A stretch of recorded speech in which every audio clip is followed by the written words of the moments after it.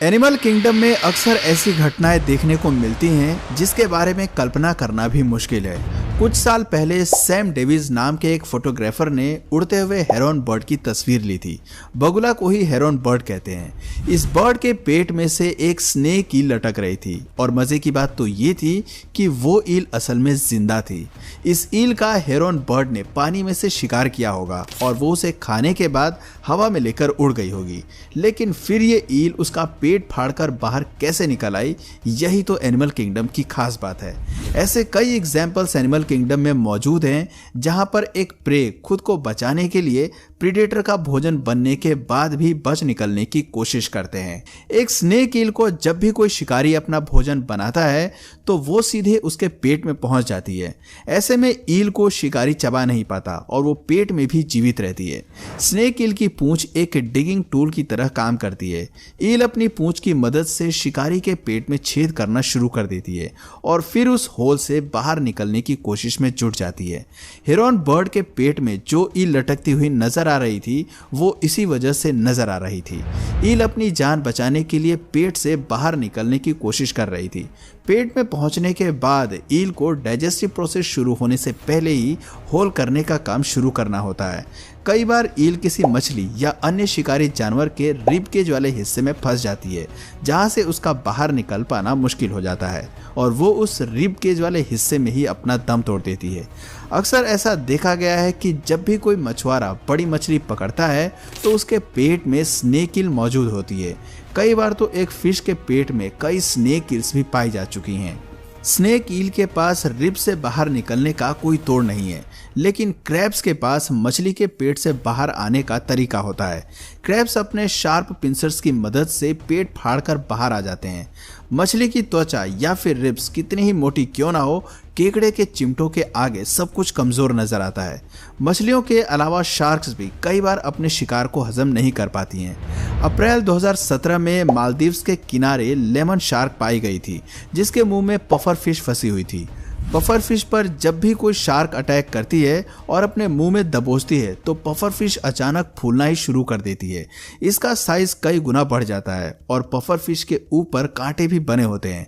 Puffer fish के कांटों और आकार में बड़ा होने के कारण शार्क बिल्कुल असहाय महसूस करने लगती है। उसका मुंह पूरी तरह से जाम हो जाता है और कुछ ही देर में शार्क का दम घुटना शुरू हो जाता है और असहनीय दर्द भी उसे होते रहता है।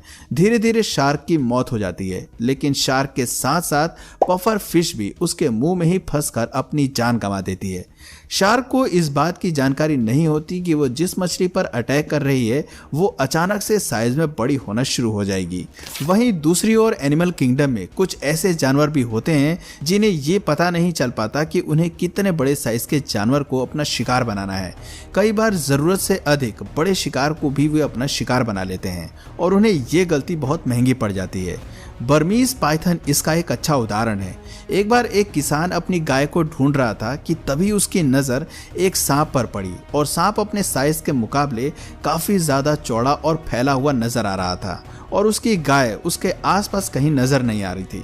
असल में वो एक गाय का बच्चा था। सांप को भूख लगी थी और उसने गाय के बछड़े को ही अपना शिकार बना लिया। इसके अलावा साल 2018 में फ्लोरिडा में एक बर्मीज पाइथन ने व्हाइट टेल्ड डियर को अपना शिकार बना लिया था। पूरा हिरण सांप ने निगलने की कोशिश की थी। एक हिरण सांप के साइज के हिसाब से काफी बड़ा होता है। डियर खाने के कारण बर्मीज पाइथन की भी मौत हो गई थी। कॉर्मोरेंट को बहुत अच्छा डाइवर और फिशरमैन माना जाता है। ये मछलियों का शिकार करने में माहिर तो होते हैं, लेकिन इन्हें ये नहीं पता होता कि किस साइज की मछली इन्हें पकड़नी है। कई बार कॉर्मोरेंट्स अपने गले की साइज की 3 गुना बड़ी मछली का शिकार कर लेते हैं और फिर वो मछली उनके गले में फंस जाती है। जानवरों के एक्सपर्ट्स और वेट्स ने कई बार कॉर्मोरेंट्स के गले में पड़ी हुई मछली को निकाल कर उसका रेस्क्यू किया है। एक मछली असल में कॉर्मोरेंट्स के गले में जाकर अटक जाती है, जिससे थ्रोट फटने लगता है। ईल और कॉर्मोरेंट्स के बीच एक अच्छी जंग देखने को मिलती है। ईल उन प्राणियों में से गिनी जाती है जो जल्दी से हार नहीं मानती हैं और अपनी अंतिम सांस तक लड़ने की कोशिश करती हैं। जब भी कॉर्मोरेंट्स ईल का शिकार करने की कोशिश करते हैं तो ईल कॉर्मोरेंट्स की चोंच को पकड़ने का प्रयास करती हैं। ईल पूरी हिम्मत और बहादुरी के साथ कॉर्मोरेंट्स का सामना करती हैं। वो कॉर्मोरेंट्स की चोंच को इतना कसकर लपेटती हैं कि कॉर्मोरेंट्स के पास ईल से बचने का कोई रास्ता नहीं बच पाता। एक बार ईल और कॉर्मोरेंट्स की एक तस्वीर वायरल हुई थी जिसमें ईल ने कॉर्मोरेंट्स को जकड़ा हुआ था। हालांकि इन दोनों ही जानवरों की मौत हो गई थी, लेकिन कई बार ईल खुद को बचाने में कामयाब भी हो जाती है। हवा में उड़ता कॉर्मोरेंट्स हार मान जाता है और ईल नीचे पानी में गिर जाता है। साल 2011 में ग्रीक के एक आइलैंड पर काफी अजीबोगरीब वाकया देखने को मिला था। एक व्हिप स्नेक को 4 लाइन स्नेक ने अपना शिकार बना लिया था। 4 लाइन स्नेक व्हिप स्नेक को खा चुका था कि तभी एक बिल्ली आती है और सांप पर अपने पंजों से वार कर देती है। बड़े वाला सांप मर जाता है। हैरानी की बात है कि बड़े वाले सांप के मरने के बाद अंदर से छोटा व्हिप स्नेक जीवित बाहर निकल आता है। यानी कहा जा सकता है कि बिल्ली ने एक सांप को मारकर एक सांप की जान बचाई थी। एक सांप को कई बार अपने से छोटे साइज के सांपों का शिकार करते हुए देखा जा चुका है और अंदर वाला सांप बाद में सुरक्षित बाहर भी निकल आता है। कुछ देर पहले हमने कॉर्मोरेंट्स और ईल के बीच जैसी जंग देखी थी, वैसे ही जंग हेरॉन और सांप में भी देखने को मिलती है। ग्रेट ब्लू हेरॉन हवा में से ही सांप को स्पॉट कर लेते हैं और उसके बाद सांप को निगलने की कोशिश करते हैं, लेकिन सांप हेरॉन की चोंच को बहुत कसकर जकड़ लेते हैं। हेरॉन कई कोशिशों के बाद भी अपना मुंह नहीं खोल पाता। 15 मिनट से लेकर आधे घंटे तक हेरॉन सांप की पकड़ ढीली होने का इंतजार करता है, लेकिन सांप आसानी से अपनी पकड़ ढीली नहीं करते हैं और अपनी जान बचाने में कामयाब हो जाते हैं। ब्लाइंड स्नेक बहुत छोटे और मामूली से सांप नजर आते हैं और जैसा कि आपको इसके नाम से ही पता चल गया होगा कि ये सांप देखने में असमर्थ होते हैं। इन ब्लाइंड स्नेक को मेंढक और उल्लू आसानी से शिकार बना लेते हैं, लेकिन ये इन्हें डाइजेस्ट नहीं कर पाते। ब्लाइंड स्नेक फ्रॉग या उल्लू की पूरी बॉडी में से होता हुआ एनस के जरिए बाहर निकल जाता है और वो जीवित भी होता है। किसी भी प्रकार की चोट ब्लाइंड स्नेक को नहीं लगती। हालांकि अभी साइंटिस्ट पता लगाने की कोशिश कर रहे हैं कि आखिर ब्लाइंड स्नेक को डाइजेस्ट करना मुश्किल क्यों होता है। बात करें अगर स्नेल्स की, तो रिपोर्ट में पाया गया है कि 15% स्नेल्स किसी न किसी प्रकार के पक्षी का शिकार बन जाते हैं, लेकिन पक्षी भी स्नेल को डाइजेस्ट नहीं कर पाते हैं। स्नेल असल में बर्ड्स को एक टैक्सी की तरह इस्तेमाल करते हैं। स्नेल ज्यादा दूरी तय करने में सक्षम नहीं होते, परंतु बर्ड्स के जरिए वो सैकड़ों किलोमीटर की दूरी भी तय कर लेते हैं। नई जगह पहुंचकर वो पक्षियों के मल के साथ बाहर निकल आते हैं और फिर वहां पर स्प्रेड होना शुरू होते हैं। इसके अलावा भी कई ऐसे जानवर हैं जिनके पास शिकारी से बचने के कुछ खास एबिलिटीज मौजूद होती हैं। जैसे न्यूट्स के पास एक पॉइजन होता है। जैसे ही कोई जानवर इन पर अटैक करता है, ये उस पर हार्मफुल केमिकल रिलीज कर देते हैं जिसे टेट्रोडोटॉक्सिन कहा जाता है। ये जहर काफी खतरनाक होता है। इससे शिकारी सुस्त पड़ जाता है, उसमें पैरालिसिस के सिम्टम्स आने लगते हैं और कई बार उनकी मौत भी हो जाती है।